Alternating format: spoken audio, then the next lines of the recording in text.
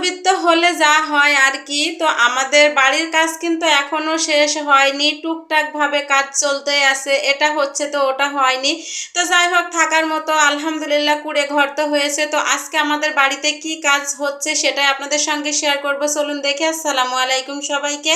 তো এই যে আমাদের কিন্তু এই যে টিন তোলা হচ্ছে নিচ থেকে উপরে, আর এই কষ্ট করে দেখুন আমার বর অসুস্থ শরীর নিয়ে তারপরও কিভাবে সে কাজ করতেছে। সে বেশ কয়েকদিন যাবতীয় অসুস্থ, তার পায়ে ব্যথার কারণে কিন্তু সে হাঁটতে পারছিল না। তারপরও এই যে আমাদের বাড়িতে মিস্ত্রি এসেছে, তো ওদের সঙ্গে দেখুন কাজ করতেছে।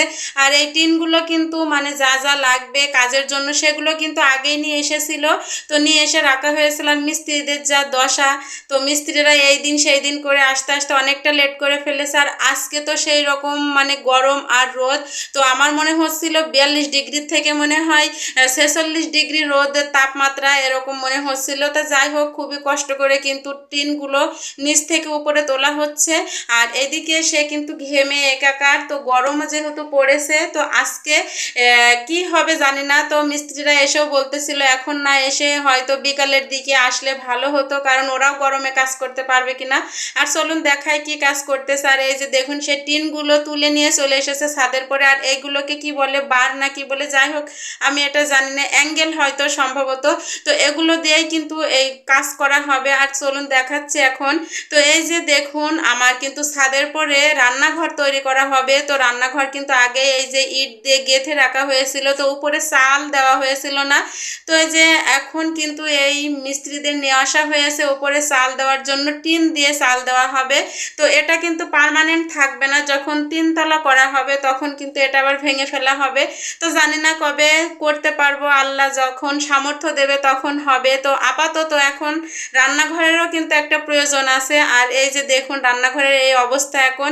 তো তারপরে আমি নিচে চলে গিয়েছিলাম, কিছুক্ষণ পর এসে দেখি এই যে অ্যাঙ্গেলগুলো মারা হয়ে গিয়েছে, টিনগুলো উপরে দেওয়া হয়ে গিয়েছে। তো খুবই রোদ, প্রচুর রোদ। তো রোদ গরমের মধ্যে ওরা একবার রেস্ট করতেছিল, আর পানি তো অফুরন্ত খেয়ে যাচ্ছিল। আর এই যে উপরে উঠে পড়েছে। তো এভাবে কিন্তু টিনগুলো এখন ছাউনি দেওয়া হবে এই রান্নাঘরটা। তো রান্নাঘরটা কিন্তু ফাইনালি যখন একদম মানে ঠিকঠাক হবে আপনাদের সঙ্গে কিন্তু পুরো ভিডিওটা শেয়ার করব। তো এখন একটু যেটুকু ভিডিও করতে পেরেছি ততটুকুই শেয়ার করতেছি। তো এদিকে তাসিনের বাবাও এই যে মিস্ত্রিদের সঙ্গেই ছিল।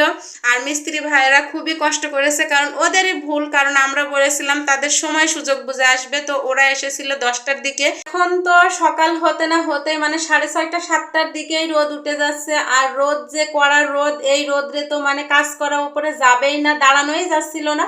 যাই হোক ভুলটা ওদেরই, ওরা এই টাইমে এসেছিল। আর কত যে পানি ওরা খেয়েছে তা বলার বাহিরে।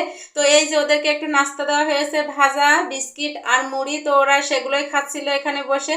তো ওরা কিছুটা কাজ এখন করে বলতেছিল এখন পারবো না, বিকালে এসে আবার করব। তো যাই হোক ওরাও খুবই কষ্ট করেছে, আর সাথে আমরাও মানে উপর নিচ করেছে। আর তাসিনের বাবাও তো ঘেমে একাকার।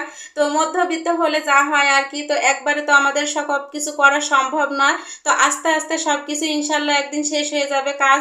তো আজকে যে এই পর্যন্তই। তো আমার রান্নাঘরটা আমি যেদিন আমার মনের মতো করে সুন্দর করে গুছিয়ে গেছে এখানে এসে রান্না করব, সেই দিন আবার ভালোভাবে আপনাদের সঙ্গে শেয়ার করব।